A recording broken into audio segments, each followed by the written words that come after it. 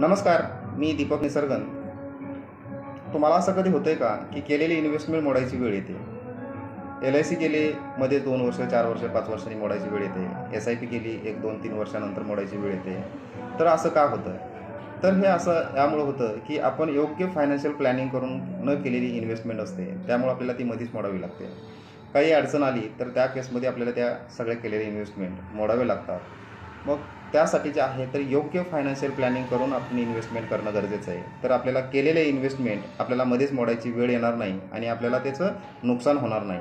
त्यासाठी आपण जे आहे तर योग्य फायनान्शियल प्लॅनिंग करून आपल्याला त्यासाठी इमर्जन्सी फंड तयार करतो. म्हणजे जरी काही अडचण आली तर आपल्याला इन्व्हेस्टमेंट न मोडता आपल्याला तो इमर्जन्सी फंडातून आपल्याला ते पैसे उपयोगी पडतील आणि आपले इन्व्हेस्टमेंट मोडणार नाहीत आणि चांगले आपले ध्येय साध्य होतील. त्यासाठी तुम्हाला जर तुमचं योग्य फायनान्शियल प्लॅनिंग करायचं असेल तर आपण फ्री ऑफ कॉस्टमध्ये फायनान्शियल प्लॅनिंग करून देतो. खाली दिलेल्या नंबरवरती कॉल करा आणि आजच आपली फायनान्शियल प्लॅनिंग करून द्या. थँक्यू.